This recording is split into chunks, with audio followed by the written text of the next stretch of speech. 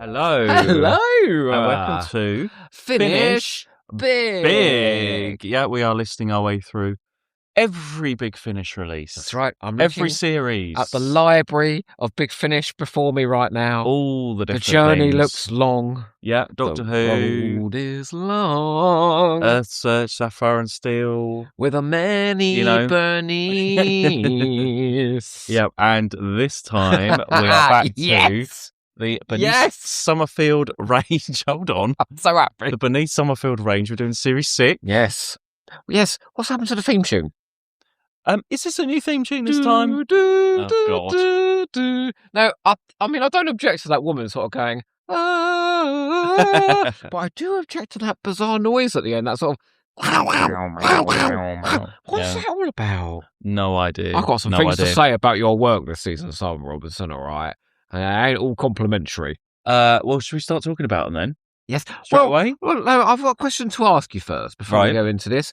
How are you finding the sort of Bernice journey? You know, we were so excited when we first went in. Our first episode doing the new adventure knockoff Bernices, and now we're sort of balls deep into Braxiatel collection territory. Yeah, we are. We're still in the Braxiatel collection. It's still sort of relying somewhat on the books sometimes. Oh, we will get there today. We've got those short story collections that were happening at the same time. Yeah. So there's still the odd reference where you're like, if you've not read the book, you might be like, what are they talking about? But like, you know, sometimes when shows or things are like 5 or 6 seasons in, this is series 6 we're doing now. Like, are you still as invested as you were at the start? Yeah, like, definitely. Do you ever wane with Bernice? No, not at all. I mean, it's Lisa, isn't it? We never wane with Lisa. Imagine, even with the books thing. Yeah. They were ahead of their time because, you know, like Time Lord Victoria, she could have had what do they call that when they do the multimedia thing? What is it called? That's it, multimedia, yeah. No, there's a word for it. I can't remember what it is now. Shit, usually. That event where, so we could have had Bernice books, CDs, comic strips. Yeah. What else do they do? Escape room, all of that. They could have done that. The multimedia events. They could have made it. I still think it was such a bizarre creative choice to make to like make it so you have to read the books, listen to the audios. And there are points in this season where it's really relevant that you read the books. I had to explain plot points to you from short story collections and things. I would say though, just plucking a number out of my head, I reckon 80% of the audience got the CDs and definitely. the books. And I think that the audios, they do explain themselves. So you don't have to read the books, but alternatively, I think because I did at the time, I read all the short story collections and I listened to the audios. And as a sort of multimedia experience, I don't think it's been topped since. I think they really work well together. But some people just don't want to read, and other people don't want to listen. That's so. But we also have the audio books now. Actually, not the short story ones, not all of them. No, not. But they have started bringing out the early audio versions of the actual novels, haven't they? The Doomsday Manuscript. All those early ones, read by Lisa Bauman, of course. Do they still have the Caroline Edwards? No, they're just like a sort of Photoshoppy. I mean, it's for the download over this sort of thing. No one's done any new artwork. Sort of the Audi Bernice. Actually, the covers are pretty terrible, to be honest. But read by Lisa Bauman. But they're read by Lisa Bauman, and they're like 7 hours long. I'm soon to do, on my Hampton Book Club, The Glass Prison. Oh, yeah. And I'm going to read it, but Michael Mills, he's going to do the read by Lisa Bauman. Yeah. I mean, imagine. They've done quite a few of them. I don't know, like Life During Wartime and stuff like that off the top of my head, actually. I don't think they've done those ones, but they should do all of them. Interesting as well is this season, and you'll sort of name them in a minute, there are new writers coming in.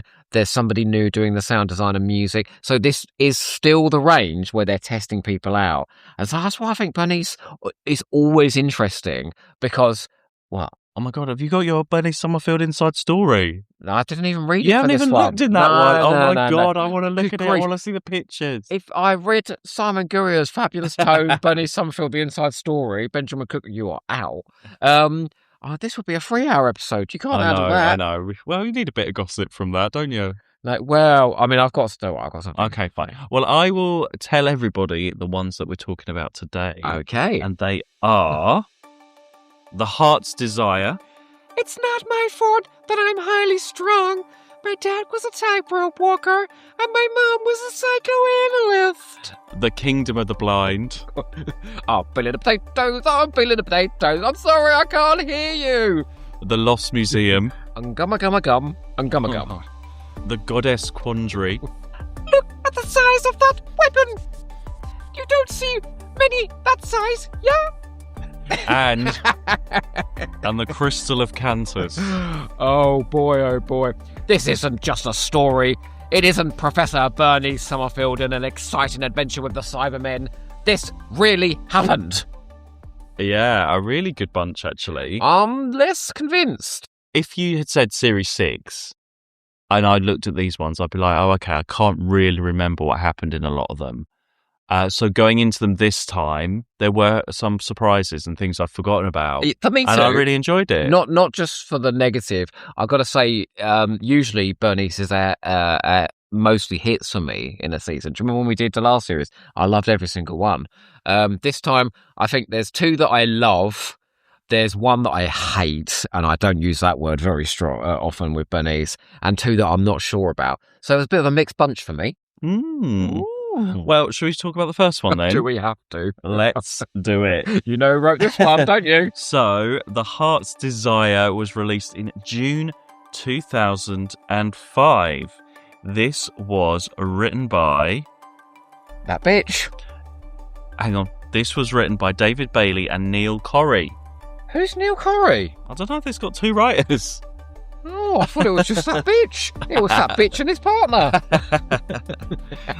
So, of course, this stars Lisa Bowerman as Bernice Summerfield, as they all do. And this particular episode, we've got Lucy Beresford. Yes! Oh, my God. You don't mean renowned psychotherapist Lucy Beresford? Now she is. So we've only just talked about her. She turned up in Sapphire and Steel. Oh. She's now in at the moment. A qualified worldwide psychotherapist doing TED Talks all over the world. If you are up on YouTube. Thinking of cheating in your relationship, go and find Lucy's She does great TED talks. Do you know the conclusion she drew on that? What?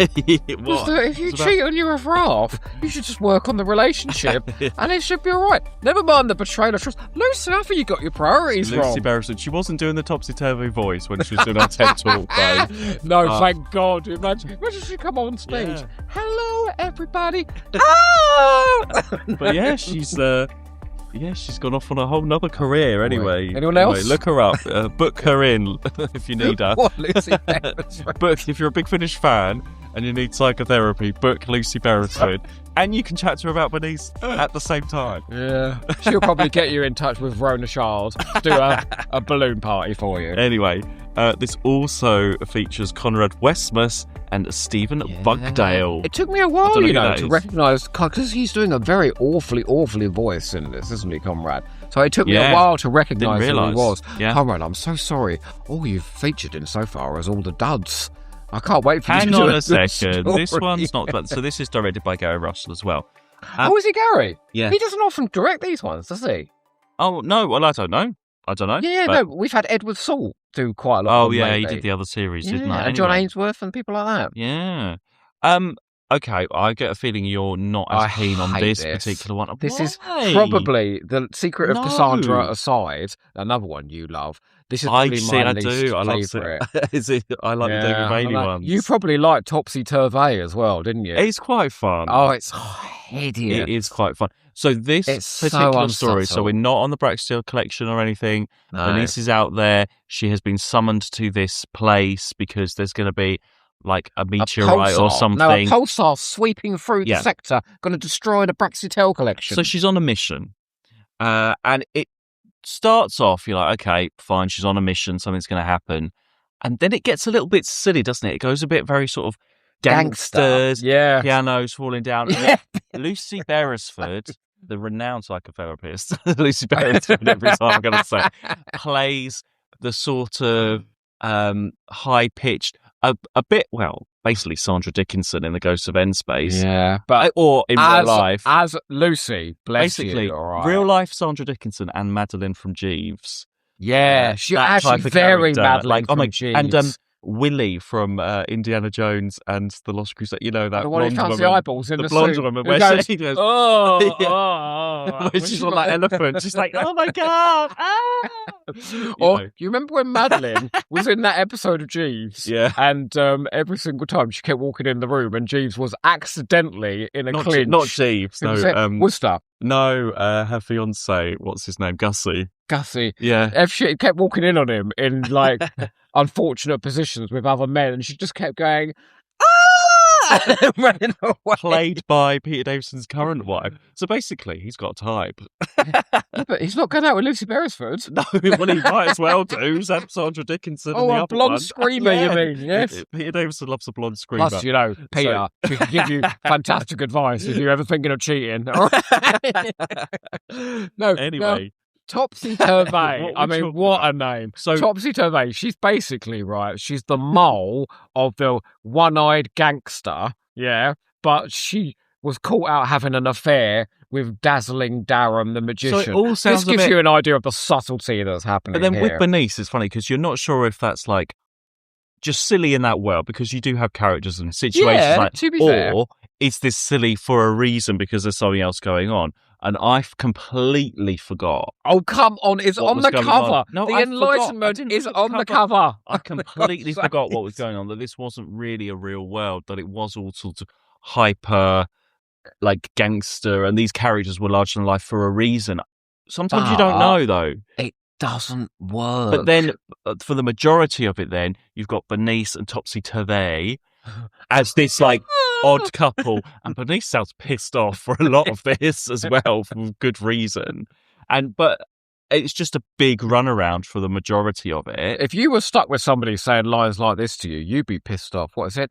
Gee, honey, you got a scalp of condensed cement. So maybe it goes on every time when the long. piano falls on her, when there's people firing guns at her, she is literally wailing like a banshee. At one point, someone goes, I can't stand the noise. I was like, no, I'm with you there. Jesus. So when the piano fell down, I was like, okay, there's something else going on here. It's not just like a strange world that they're on. And so we have the Eternals from the Doctor Who story Enlightenment. It doesn't work, though. And so it's all been their game, very much like what happened in Doctor Who, basically. No, it's not. In Enlightenment, it's done sort of poetically and sophisticatedly. It's not two people just playing with the red ants and the black ants like that. It's a race. It's quite stylish. Yeah, this is what they do. So. They have a planet. So basically, the planet she's gone to, there was nothing there. It was a dead planet, which they turned into this scenario for them to fight about it. And the pulsar was never going to happen. Nothing was ever in any danger. But the reason that this didn't work for me is because the joke is that the first half of the story is so shit because it comes from the imagination of two people that lack imagination. But unfortunately, that only works if the first half of is really entertaining to listen to. I just found it unendurable, the first half of this. Are you saying David Bailey and Neil Corey are the Eternals in this story? Lacking imagination, exactly. And I'm Bernice going through it. I think you're being really harsh on this one. I thought it was a good, fun runaround. I thought Topsy Turvey was funny. I saw you laughing. I was like, what? I genuinely had totally forgot about the ending. So when that came, when you hear that noise, because they use the same sound effects as they do in the Doctor Who episode. So if you know, you know. And then I was like, oh, yeah, of course. It did go on for quite a bit too long, I think, at the end. No. So once you know what's going on, and then you've got all that back and forth, and you just went on and on and on. Sorry to keep arguing with you, but the ending was the one bit I thought had the potential to work. It still didn't work, because basically what happens is, somewhere about 15 minutes before the end, Bernice screams at the Eternals, I just want a normal life. And then suddenly she's washing the dishes. She's the perfect mother. You know, she's living the perfect life. And I think it sort of wants to be, have you ever heard of Sophie's Choice? You know, where you have to make a choice. Sophie Aldred? No. You know, you have to make a choice between like the perfect existence that you're offered and reality. And I thought as if it was going down that route, but the perfect existence that they were offering her, again, it was so unsubtle. It was all done like a bloody sitcom. And so I was like, no, I'm just not buying any of it. It could have been a properly emotional ending where Bernice has to go, do you know what? I actually really fancy this life. But the life as presented was just so absurd. It could have gone a bit One Division. Yeah, exactly that. Exactly that. But I just don't think, sorry, David Bailey and Neil Corey, I don't think they got the subtlety in the writing. And very quickly, let's talk about Simon Robinson, who we last heard doing sound design and music for Luther Arkwright. And that was one of my massive bugbears with that. This is David Darlington, this one. You're joking. This is David Darlington. Fucking hell. Sound design, David. music theme, and CD, David Darlington. Terrible. Sorry. Well, for the majority of the season, it is Simon Robinson, and there is a massive downswing. Not since Toby and Emily. Oh, God, Dragon's Wrath. 2. Yeah. Boom, boom, chin, chin. Oh, no, I like all of that. I don't have any do. problem with Well, any you of have that. a I love penchant all of for that. shit, don't Love you? Secret Cassandra. I don't care if Dragon's Wrath was recorded like down a plug hole. I love it. Generally speaking, I just thought this was just a lone and horrible noise. I really didn't it was enjoy fun. this. It was a good fun run around. And when they're at the zoo with all the animals Oh, and stuff. terrible. But no, did you not hear the sound effects when they were in the zoo? And it's just the same sound of it playing at different volumes. It's really bad. Well, they were on a budget this time. Yeah, They're but probably not doing that great don't because, buy again, it. because the Doctor Who range wasn't doing great when the new series came back in 2005. Bernice is probably not doing that great in terms of No, and David sales. Darlington, So I believe, is doing these in his lunch break. You got to cut know. the budget somewhere, you know. No, but no. to come out with this, I think it's brilliant. Brilliant. I think it's terrible. Okay, no, so I can enjoyed I it ask more. the host, please, everyone go and listen to Bernice Summerfield and The Heart's Desires today. That's going to be the big sort of challenge for you. And you tell us who's right out of me and Mark. I don't think we've ever had such a polar opposite opinion. I didn't know. I generally didn't think this was going to be great, but I don't know. I just enjoyed it this time around. Maybe because it's Lucy Beresford as well. We know more about her. Like, there's something about listening to stuff with you when you enjoy it where I do sort of get some borrowed enjoyment from you that you're enjoying it. But for me, this has been the worst, Bernice. Oh my God! I think this is really very bad. Yeah. Sorry. No. Let's move on. Okay, well, we'll move on very swiftly, shall we? Oh, yes, come on. So the next one is The Kingdom of the Blind, released in October 2005. So our guest cast this time features... well, we've got Stephen Field as Jason. Of course. We have Richard Unwin as the Monoid Voices. I don't know who that is. Paul Clayton, 44. Oh, isn't he from Torchwood? And Caroline Morris. You know her as Eramem. I've only got... We know her as the Queen. well, one thing to say to you about Caroline Morris. Yeah? I don't know. Where's Caroline? We still haven't tracked down. Where's Caroline? Regular listeners will know we're trying to track down Caroline Morris. Thanks for joining us for the New Year's. We've got no updates, but... Do you know where she is? We've got a plan in place, just to say... No, I said that on the live to know. We're going to find, next time we see Nicola Bryler at convention, That's right. we're going to ask her where... Bedford who? You know, is Caroline Morris still acting? Mark's going to put his hand up in a talk and ask her to quit. Where is Caroline Morris? So she's been given another part in Bernice. She's playing... She's great. She's gone from pharaoh to slave. And this is also written by Jacqueline Rayner. Oh, boy. And features the Monoids, obviously from the Doctor Who episode The Ark. Loves the Monoids. She loves season 3 and all She's of that. all over that documentary called One Shot Wonders. I wonder if, I don't know if this is in the book or because that's 2 again with Returning Monsters, and we had that Returning Monster season. Do you think these were sort of like leftovers from that or extra commissions? Because it's funny that we have a whole season. I don't think anybody Monsters. Was clamouring for the Monoids to come back, except come on. Jacqueline Rayner. But the Monoids returning is such a Bernice thing. She ends up with those kind of monsters. It's that kind of thing. Of course, Bernice is going to meet the Monoid. Well, she does the growl a lot, so it's nice for her to do it. Yeah. I'm so sorry. I hope you didn't think I was saying you were a one-shot wonder. Absolutely. This was is so much fun. This was the complete polar opposite of the first one. And what a great script. Caroline Morris stretches her abilities. She has a real big part in this, and she really goes for it. And she's a completely different character, Eramem, although obviously she sounds like her, because that's her voice. Can I just say how wonderful I think Jacqueline Rayner writes for Bernice? I don't know if it's because it's a woman writing for her. I don't know if it's because Jacqueline Rayner is just a great writer. It's got that light-heartedness. Yeah, so and funny. The comedy lines, but then it also has that really dramatic moment as well. Humdinger of a twist. They always have those moments as well. Well, I just thought she got to use her knowledge, Bernice, her empathy, her problem solving. She was doing what you love, going down on a planet and figuring everything out, digging up the ruins and finding out the truth about things. Yeah. Just really, really great. But then the monoid stuff is used in a comic way. No, not just comic. Not just comic. It's horrific. But at the beginning, because we all know there's going to be a security kitchen, they're going to be peeling potatoes. All of those things that when you say the monoid, that people are going to expect. And the bit where she was going, I'm peeling the potatoes. Right, okay. The horrific thing is that the monoids basically decide, because they've only got one eye, so if they take away one of your senses, then you come down to a sort of class level with them or beneath them. So you have to choose as a slave whether to be blind, deaf, or whatever. I mean, that is just horrible, right? And most people choose to be deaf, but there's one character, Paul Clayton's one, who chooses to be blind. And Bernice is pretending. Now, I want to talk to you about this. Could we do this today? In this sort of very anti-ableist times. Oh, no, I Could think you can. do comedy about someone being deaf? Jacqueline Rayner is very sensitive to those kind of things, and I think it's absolutely sensitive. Fine. You've got Lisa Palmer going, I'm sorry, I can't hear you. Come on. No, it's absolutely fine. It's not very funny.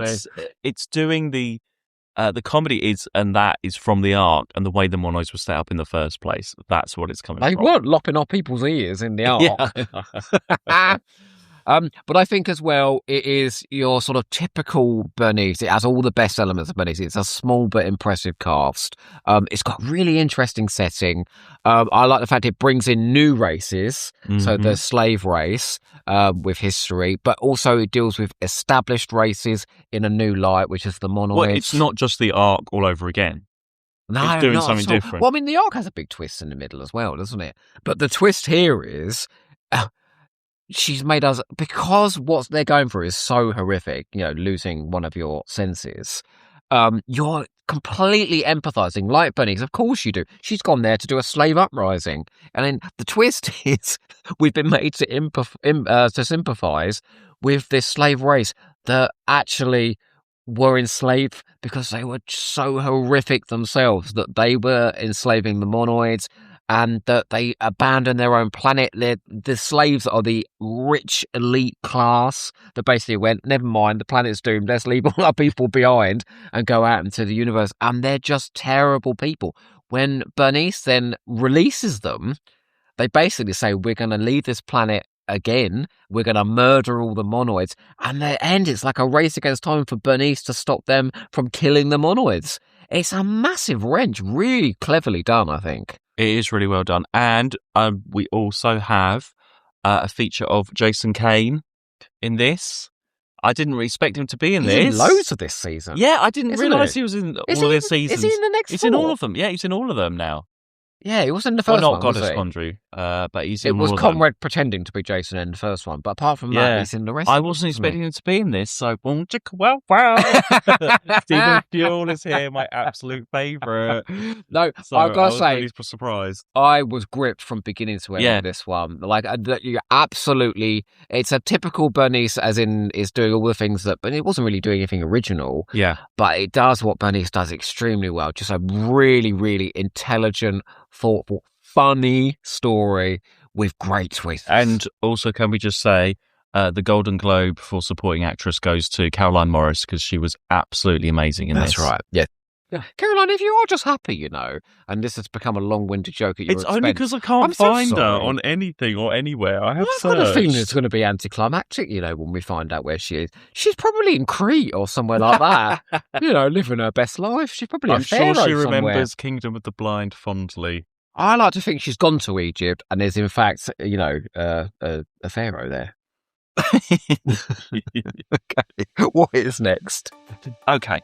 So next up is The Lost Museum, which was released in December 2005.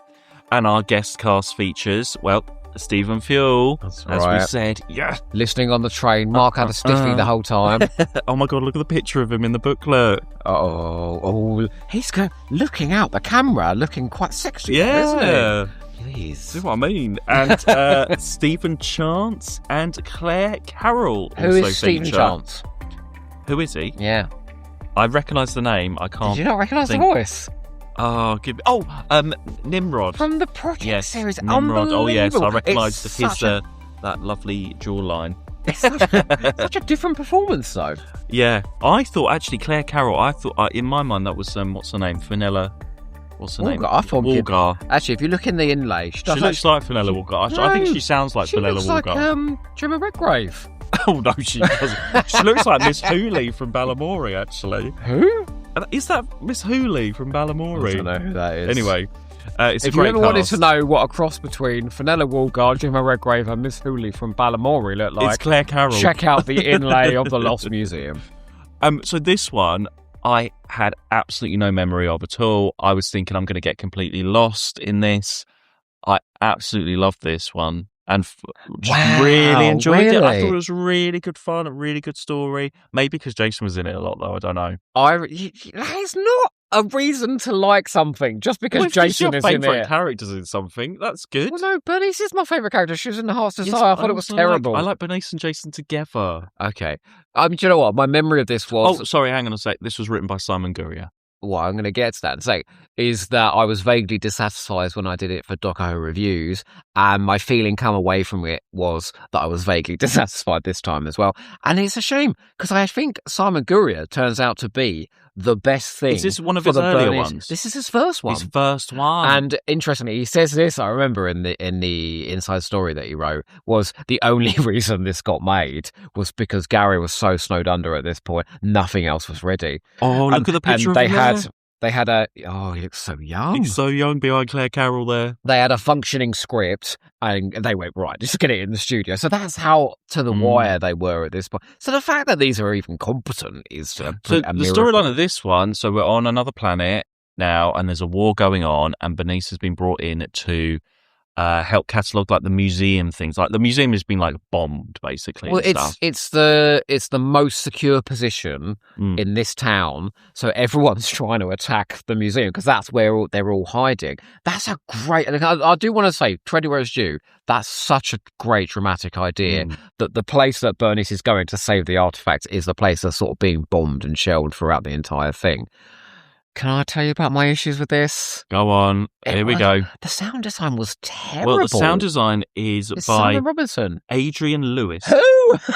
No, hang on a second. I've been reading the credits the wrong way around. Sorry. It was recorded by Adrian Lewis with sound design by Simon Robinson. Who did the Hang on a second. Who did the sound design on The Heart's Desire? I thought the name was above the thing, not below I'm telling it. you, that wasn't David Darlington. Hang on. Heart's Desire. Rewind, everyone. It's Simon Robinson, I bet. David Darlington did the sound design. No! Are you sure? Yeah. Look, I've read it right. Sound design music, David Darlington for The Heart's Well, Desire. he was having a Hang on, read surprising this. Lost Museum, sound design, Simon Robinson. Yeah. Yeah. Okay. So you're complaining about Simon Robinson? Yeah, it's not good. It really is bad. And everything, right? You've got a lot to do. You've got a war zone, you've got those translator things, you've got the alien voices, you've got a lot going on in this. Right, I'm putting together audio clips from our book clubs at the moment that sound more like war zones than this audio, all right? No. And I'm just an idiot. Also, it is alien stuff as well. No, the bombs sounded like fireworks, and it was the same firework effect. The guns didn't sound realistic. And you've got, because there's two races, and it's an important plot point that the two races can't communicate. So they're sort of going, me, me, me, me, me, me, me, me, me, me. I was like, what is happening? It was sort of like funny and dramatic, and it wasn't either very well. Funny and dramatic is Bernice, though. Yeah. You have that stuff, and you have that comedy stuff as well. I think you have to confidently execute it, though, to get it right, and I just don't think this was done right. Now, what worked was the idea of Jason bringing these translators in, where they've got like a default setting of upper crust Englishman, which is very funny, and there are very funny scenes of them talking to the museum curator about the situation, and she's pretending, isn't she? Because she's not actually. I mean, I can't believe they called the language Ummagumma. Please, a content warning here for potential racism. Simon Gurrier, what were you thinking? Well, the Ummagumma language. I know that, but there might be some culturally sensitive people listening to this. At the end of the story, the conclusion it draws is once the two sides that are fighting can finally communicate, then the war stops. But the it thing goes is, from it goes from all out murder. It's like because to loads dancing of like in the street. children are murdered and bombed and dead, and Jason's like walking through the bodies of dead children, and then at the end, because they can translate, they apologise to each other. And then they're dancing. I didn't get why they were dancing. No, it's a bit much. There's all this tap dancing sounds going on. It's like, oh, they're all dancing because there's. I was like, because they finally talk to each other. So they're bombing and shooting each other, and then they're dancing. There was no explanation for the dancing.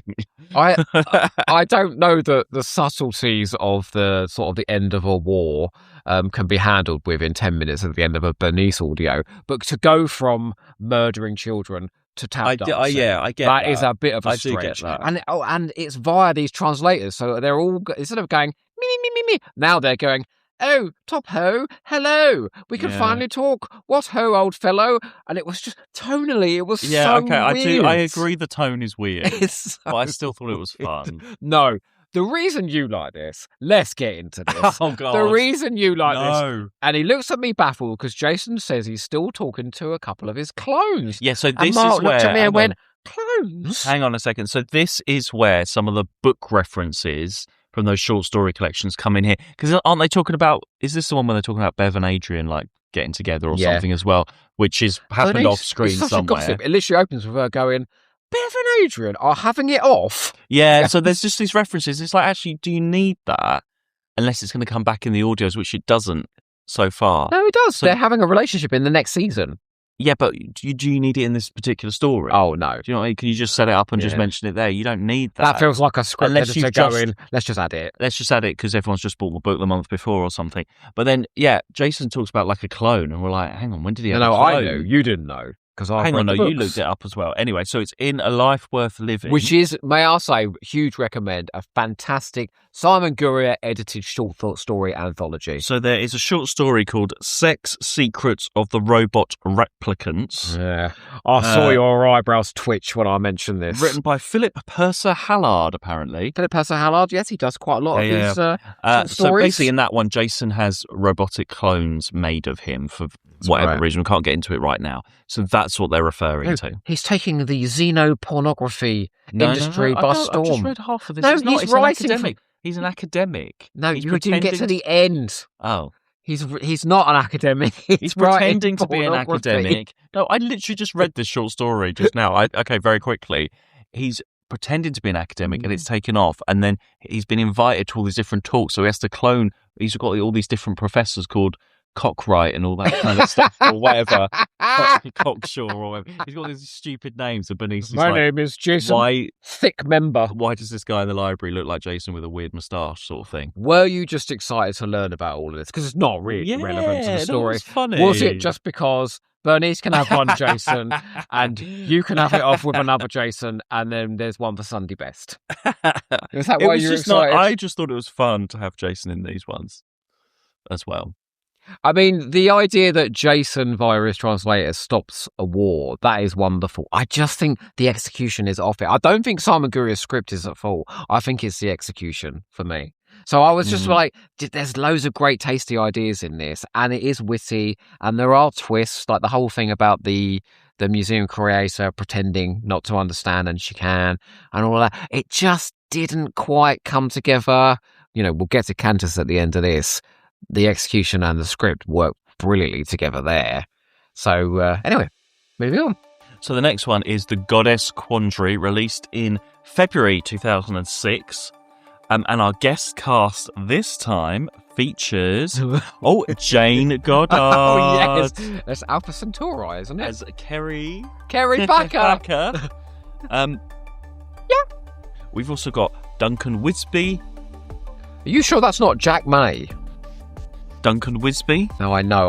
I'll what are you saying? Because he's doing a Jack May impression in this. Who's Jack May? Jack May is Colonel Hermack from the Space Pirates. Okay. He's doing that sort of Milo Clancy voice as the religious leader. We also have Paul Bryant.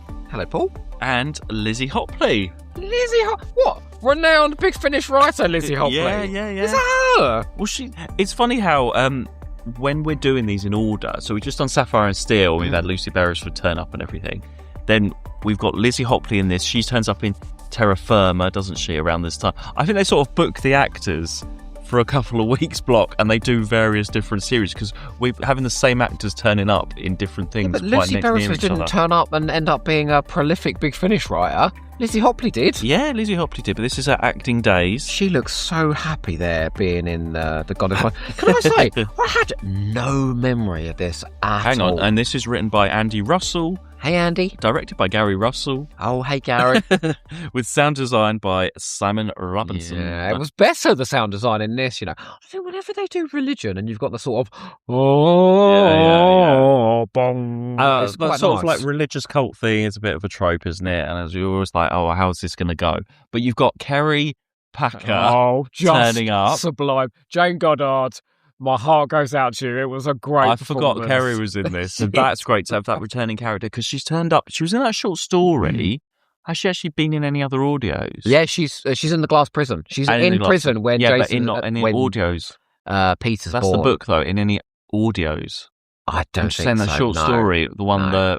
right at the beginning. I mean, I like to think Yes. that Kerry Packer is the same one she plays in Bang Bang Boom. No, that's I know it's Jerry. not. Jerry. That's Jerry Packer, isn't it? What are you saying? We've got Kerry and Jerry. Jerry haven't we? Halliwell and Kerry Katona in Bernice. Anyway, so this one again, mission of the. Actually, it hasn't got Jason in it. This one, mission. It's quite funny. Bernice is making a documentary about this series. Yeah. This cult wants like more exposure. No, they want money and tourism. So they're looking for the lost tomb of Alderbrough, Yeah, aren't they? And Bernice has been brought in to verify, and Kerry goes, really, you? Like, Kerry is a journalist. she is a bitch. Oh, my God. So lots of different adventures, and Kerry is She's sort so of sets to the up point. Bernice and betrays her as a friend and I stuff. mean, during a very tense moment with the religious people, Kerry Packer goes, could you tell me where you get those fabulous robes from? So Kerry is that lighter comedic character amongst all the culties, which I appreciate because if it's all that it would be culty stuff, very if serious. it's all that Yeah. serious Yeah. monks and all that, and they're praying about It's so this funny, because goddess. See this Bernice, not Bernice, Big Finish. We had the religious one that was Judge Dredd, didn't we? And Yeah. later on, you get bad habits. When they Yeah, go there's to a lot. monastery. I mean, there's always a cult. It's always a religious-y thing. Sometimes they're not done in the most interesting way, but because you had that light stuff with Kerry, Yeah. and obviously Bernice has those situations and things come up. It's absolutely It's fine. very witty. This it was It a lot is, funnier yeah, than I it is remembered. much funnier than I was thinking it was going to be. I mean, the bit where Kerry Packer realises she sent off her first news report and then she sees it on the screen. She goes, oh, yeah, it's loaded into the Tri-D system immediately. And she realises it's been listed under special interest, which is basically the filler between the more important shows. Very, very funny. And her backstory, where she says that she went after Stellis Gad, the man, and accused him of arming the border wars and ran a story. And it turned out it was somebody that was trying to discredit him. And he sued the bum off of Soul Tri-D. I was looking to keep my job. This is a bit strange as well. So we've got a framing situation with this. So the opening and the closing is Bernice telling the story back to a student on the Parasiel. Braxiatel collection. She's from the short story collections. And he's like, oh, what happened? Blah, blah, blah. And Bernice is like, well, like it alludes to something has gone down with Jason and Brax and everything. And we haven't had any Brax in this series yet at all. No. So something's happened. And she's like, well, if you really want to know, and then sort of tells this story back. And at the end, we're both like, well, what's that got to do And then with at the Brax? end, she's like, well, and even the student's like, well, that's nothing to do with what I asked in you the next about. one, he goes, I don't want another Shaggy Dogs. Yeah. Is he calling this a Shaggy Dog story? So it leads into the framing of this is set after the Crystal of Cantus, It's the next all story just as well. basically So say, this is isn't it, building the- up to the the finale. next one is I big, don't know if yeah. that it needed to be I don't know here if it worked. because it's literally nothing to do with the story that's being told here. No, you could have just had it at the end of this. Or at the end as a lead into the next story. But the frame and some of these episodes, they're over an hour. Like some of them are like an hour and 15, an hour and this was 20. 15 minutes too long. Yeah. And so I think, yeah, It's that point, isn't it? And we'll find it in the main range where they're suddenly going to start They being are a 2.5 bit longer, hours aren't they? long. Yeah. I think like the editing wasn't quite as vicious as it was. I think they should have kept all of these to an hour, cut them down a little bit. I mean, because remember it did what I just go said? on a little bit too long. Guria's script happened because it was available. Yeah, because there was a script there. So if there's no time to commission new scripts, and I'm not saying Guria's script is bad; it's good. There's no time to edit them. So these are basically being made in such a hurry. Yeah, but you can edit them in the edit.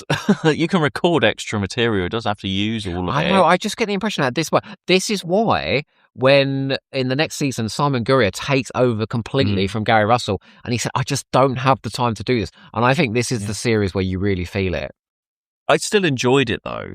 Yeah. I still thought it was fun. What I did find odd about this I was just sort of looking at the time a little bit towards the end. I was like, okay, this not is when I was with Kerry Packer though. No, all the Kerry Packer stuff was really good fun. And actually, they could have just kept her as a comic character by the end of the story. But no, she's not. There's more to her. She's horrible at the end. She basically pushes Bernice into a situation where she's in peril because she wants to film it and sell it and get her rated. So, she gets to, there's a joke running through it where Benny goes, my friends call me Benny, and she goes, my friends call me Kerry, and then at the end she goes up to Kerry and she goes, my friends call me Benny, you can call me Professor Bernice Summerfield. I was like, but I did find it odd as well that the ending of this one, and this is where I think no time to edit it, you wouldn't put these two stories back to back. The end of the last one was all about they communicate and they find that they all love each other and they're tap dancing. The end of this one is we're going into religious war and then this goddess virus is released and all of a sudden it's love and peace. Well, it's not like an actual goddess. It's like a computer program that's everybody gone rogue loves each other. And it infiltrated the civilization, sort of ending, don't you think? And then it goes into the sort of big baddie monk thing at the end, and instead of like the word of God is love and peace and understanding rather than like war, and if you don't understand, if you don't agree with us, that's fine. Again, you can think of something else rather than you have to be like us. That is a gross simplification of ending a holy war. Okay, you can't just go, well, love each other and be peaceful. Oh, all right then. You know, like, and after the last one, which ended in a similar sort of way, I was like, this is maybe a bit odd. Maybe. Are we suggesting there are easy answers to the universe now then, and all these conflicts? Well, it's not up to Bernice to sort that out. She was just doing her bit. No, but fun. I mean, I did enjoy absolutely. it. Yeah, absolutely. And I enjoyed it more than the Lost in Museum, actually. And these have all done really well, considering it. They must be on the budget. What we're looking at, like Bernice and like 3 other actors. Mm-hmm. It's not a huge cast every time, and they do a lot. You know, in terms of place and spectacle and all the different characters and everything. You know, it's not a huge cast. These aren't the Doctor Who adventures, are they, with all the double CDs? I'm more invested in these than the Doctor Who adventures. I enjoy that, though. I enjoy just a few people in these. That's why I like these ones. 4 actors, that's all you need to tell a big story. And a bit of sound design, and I'm not too worried about it, who does it. There's a slightly bigger cast for the next one, but not that much, really, and it does feel epic. Well, it's the finale in the epic, and it pushes the story on with all... And if you've been reading the book... Okay, let's go on to it. Yes. The Crystal of Cantus. Yes, with an enormous dickhead Sideman on the front cover. Adrian Salmon, you have outdone yourself. That is the most phallus Sideman I've ever seen rearing up behind Bernice. So this was released in March 2006, and the guest cast for this one. Oh, it is a big one, everyone. Get ready. Yes, finally, we've got all the collection back. So we've got Jace, we've got Stephen Fuel as Jason. Sexy. Oh, Nicholas Briggs is Roman McGinley. Oh, is he? Miles Richardson, Braxiatel. Stephen Wickham was Joseph. Yeah. Thomas Grant, Peter Summerfield. Paul Bryant is back in this one. Michael Cookson. Oh my God, he was the one from Gallifrey. Michael Cookson. Cookson. I don't know who that is. Go on. Katrina Olsen is in this. Toby Longworth. Gary Russell and Joseph Lister. Yeah. I mean, some of them are only sort of like smaller bit parts. Okay, look, so there's a picture of Stephen Stephen Fuel again. Who's directing this one? This is directed by Gary Russell. Yeah, I could tell. This had a really strong director behind it. Oh, look, they're all really happy in front of that brick wall. I wonder where that is. Did you not feel immediately going into this? You know how they're doing those interlapping voices of them saying, this is a story about adventure. This is a story that's like starting. In Rose, this is a story about how I died. It's all that, isn't it? I was immediately like, this is going to be great. So then this carries on. That student is still asking Bernice and Braxiatel this time, well, what happened on Cantus? What's going on? Don't tell me the Goddess Quandry story again. no sign of Jason. We don't know what's happened. Bernice is sort of really sad, isn't she? Having a picnic on the Brax Brax Hill. has gone. And Brax is disappeared. So What the hell has something happened? big has gone down. And then we go back and we find out the story. Do you know what I said to you earlier about them not getting that balance between comedy and horror, right? Spot oh my on God, in this one. Joe Lister, this is excellent. fabulous script. And the first 15 minutes was really funny. And I was like, I remembered this being really dramatic. And I'm like, hang on a minute. They're going off to a Galliari production of Macbeth on Stephen Burkoff 4. So it starts off quite funny because Jason and Brax are off on a mission to get this crystal of Cantus thing. Well, Jason is doing it as a surprise for Bernice. Another packer, Felanius, yes, has sent a message to Bernice saying, I found Cantus. Yeah. And Jason has intercepted. Actually, it's all a con. And it's all a con. We learned that Braxitel set up the whole thing. Oh my God, we need to go back because we totally forgot in the Goddess Quandry. I was surprised. Not in the Goddess Quandry. When did she get her arm cut off? In the Lost Museum. In the Lost Museum, she got her arm cut off. And so that is still growing back now. So that is still that's the theme throughout. She can't feel it though, can she? Yeah. Anyway, so she goes along. So Jason, Brax, Bernice find basically a tomb of the Cybermen on Cantus. So we've got the Cybermen voices. We've got again returning monster. That's 3 in this series. And I gotta say, as well as they did the Daleks in Deafen, they make these big Doctor Who villain stories the big season finales. They do a season finale brilliantly in Bernice, I think. Yeah. But in the first 15 minutes, it is a lot of comedy of Bernice stowing away because Brax and Jason are going off together to Cantus and she's not convinced at all. You're going to Burkoff 4 to see the Cagliari production? No way. And she's high on the gas cylinders. But then when the Cybermen turn up, it all starts to turn and we all get these revelations and it's Braxitel, it's bad Brax. Because is this all, he's doing this all because he's had the Pandora thing in his head from the Gallifrey series? No, they explain it in the story. Because of the fifth axis. Oh, no, he's doing it to protect. He's paranoid. And but also, that's brilliantly. His moral judgment is there. Yeah, Well, yeah, but he's always been a bit morally ambiguous. He says himself in this, I'm a complicated character, and he is. Yeah. So I love him. So basically, he's doing that to protect. It's Brax is putting this army of Cybermen together. And he's taken this guy from the books. Again, this is the crossover from the books. Can I explain this? Okay, go on. Ronan McGinley, after the wonderful book audio too. Life During Wartime was the book, and Death and the Daleks was the audio, and the one follows the other, and it details this sort of space Nazis taking over the Braxitel collection and how they all rallied around to basically kick them off and give them a bloody nose. But Miss Jones, who is like the administrator of the Braxitel collection, she had a relationship with one of the Fifth Axis men, and his brand is like a jerry bag, you know? After they're gone, I think it's A Life Worth Living. Again, all of this is linked to that. That's Simon Gurria's first. So I think they are linking all this stuff together. There's a wonderful Joe Lidster short story called The Summer of Love, where no one's talking to her. No one wants to know her because she slept with one of the Fifth Axis guys. She has a relationship with this guy called Ronan, who comes in to do the accounts on the Braxitel collection. He's the one person that gives her a chance. And she has this wonderful, beautiful summertime relationship with him. And then by the end, he just vanishes.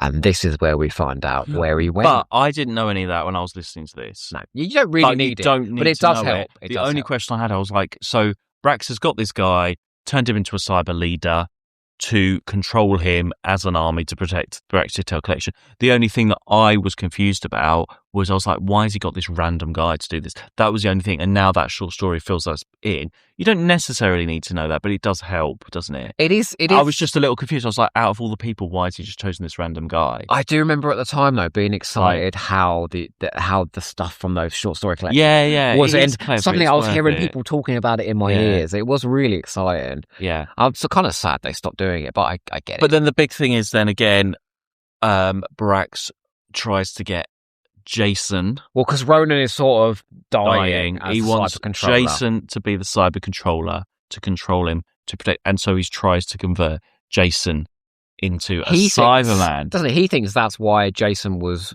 put in his path in the first place. He says, I can see the future. This is why you were handed. And there's a really nice moment then for all Big Finish fans where there is a mention that Brax is talking to other Brax from Gallifrey, and Inquisitor Darkle is mentioned. Luke Malloy, that's just for you. Inquisitor Darkle is mentioned. This is what you need, Luke. You need to do Bernice Summerfield now because of this. It will all make sense. You'll love everything about it.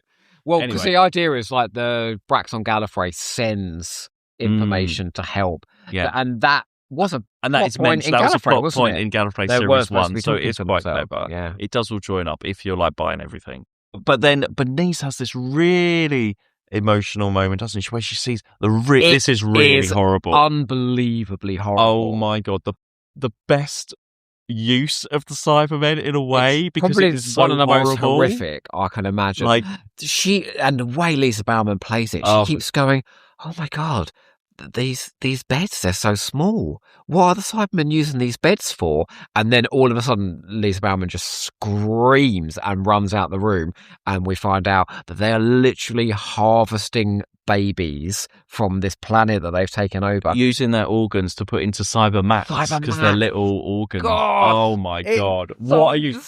I will never look at a Cybermat in the same way again. What's wrong with you? But it's almost a perfect explanation for the Cybermats and those when you see silly things from the 60s. Entombment of the Cybermen, those goggly eyes staring at you. There's a little baby's heart in there beating away.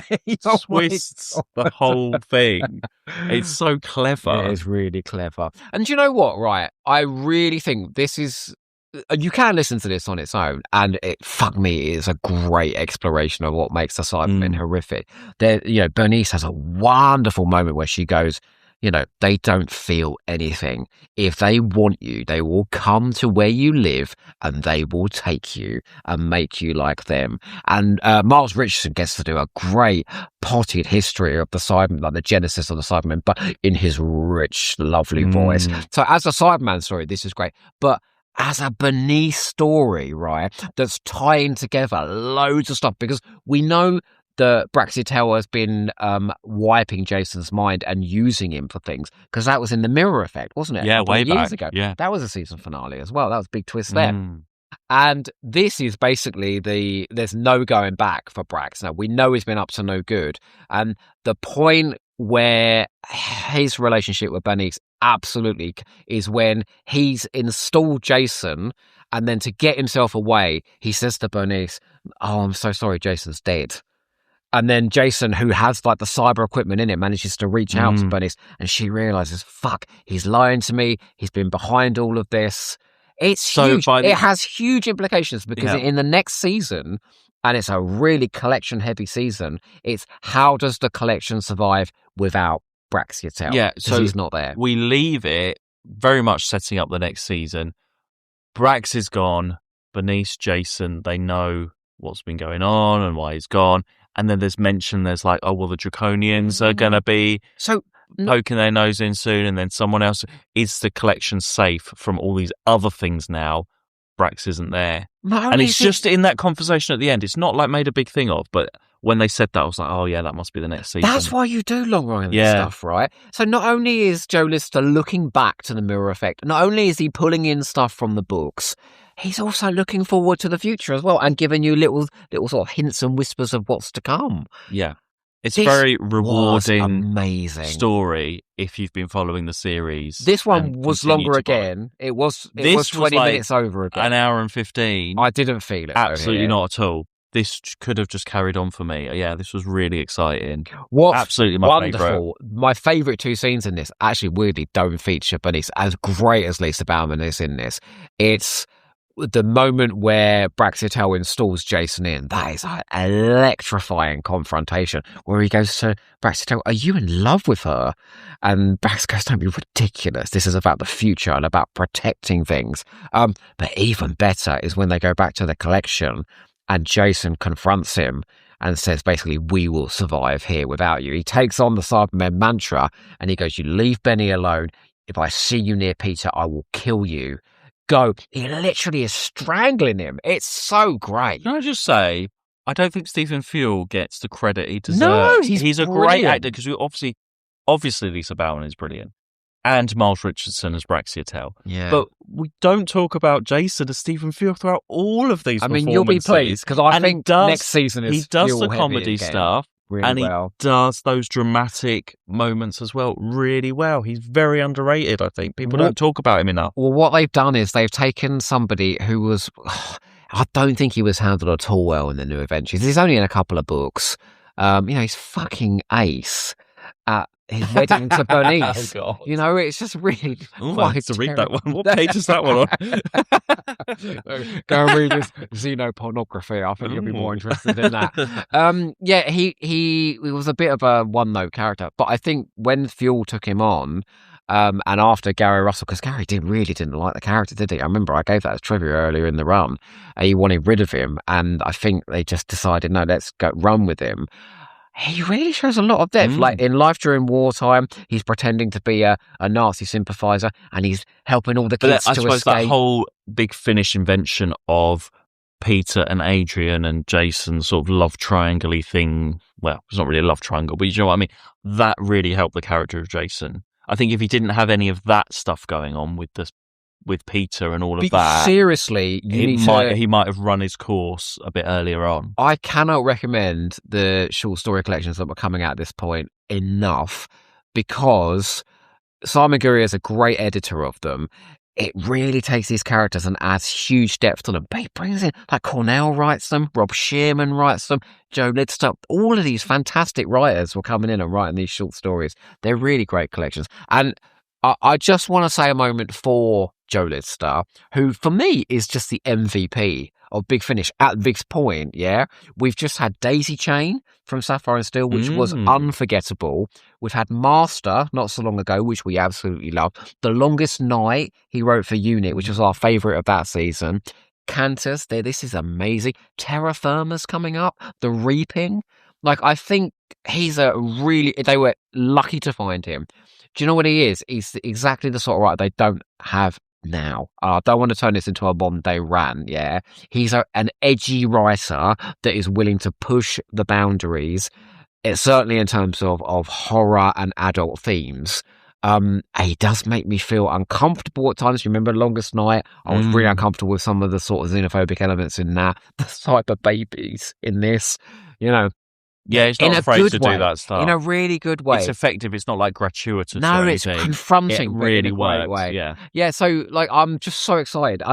He does then move on to the TV series, doesn't he, when Briggs comes in. So we lose him in sort of 20 or 30 releases time of the main range. But yeah, he's just fantastic. Well, he does end up writing a load of Torchwoods, and of course, those are all amazing too. Of course. Joe Lidster, you're a star. Stephen Field, you're a star. Lisa Bauman, you are a queen. And Lucy Bereford's, you are a fabulous psychoanalyst. Summing up at this time. No, we can't stress it enough. A magnificent finale. Do you know what this had? It had all of the sort of the drama and the importance of something like Death and the Daleks, but it did have the claustrophobia and the horror of the mirror effect, and it had the sort of wit and charm of Masquerade of Death. It was a sort of mush-up of all of the great finales. Man, they do great finales for Bernice.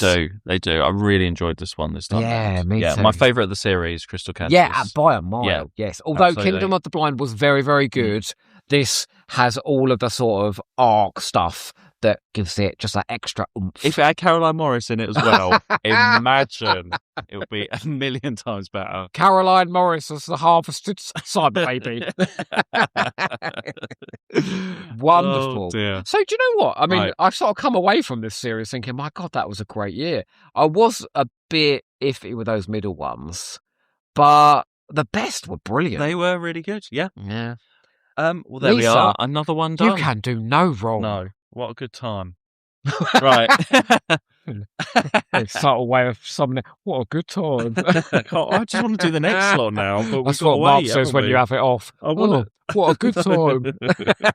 Let's just see what's coming up. We've got a while yet, haven't we? But I can't wait till we do more.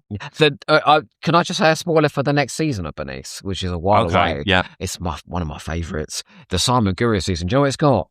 It's got the zombies singing Oh It's my got God, yeah. The Summer of Love, where Yeah. Bev Tarrant and Bernice Summerfield are snogging. It's got the Draconian and Mim episodes. It is. I think you've got 3 seasons ahead of Simon Gurrier-led Bernice Heaven. Definitely a change, and the cover design's changed as well next season as well. So Yeah. Plenty of Jason for you. It's practically Yes. orgasmic, folks. Well, before we get to that, we'll have to say what is coming up next. What are we doing next? I doubt it's going to be as good as this, but let's have Well, a we're look. back to the Doctor Who main Oh, range. it's as good as this. Come on. So we're doing 3 Doctor Who stories next. We Now are look, we doing had a bit of trouble last time. I hope they're good ones. the Council of Nicaea. Oh, yes, Perry and Caroline Morris. Caroline Morris again. Oh, boy. I think she gets some proper juicy stuff to get We her are- teeth into we are in that one. obsessed right at the moment, aren't we? And Terra Firma. Oh, boy, Joe Lister again. That's the 8th Doctor in the main Gemma and range. Samson. And Thicker Than Water. What is? Colin Baker and Bonnie Langford, of course. No, Colin Baker, Oh my Bonnie God, Langford, and and Maggie Maggie Stables. Stables. And Finally. Gabriel Wolfe. Oh my God, what a team. No, Gabrielle Wolfe. Gabriel Wolf. Dreams Gabriel can come true for Look at me, even at Evelyn you. and Roster. Oh, boy. Gabriel Wolf. It's going to be Gabrielle. quick. How do we end this? I bring Sutek's gift of Gabrielle. Gabrielle. So, is Evelyn wearing an eye patch? No, didn't she say, search for the No, that's the hero young people. inside No. yourself? Gonna rise. The only way is No, that's it. Anyway. That's Yazoo. Anyway, I'm going to edit some of this out.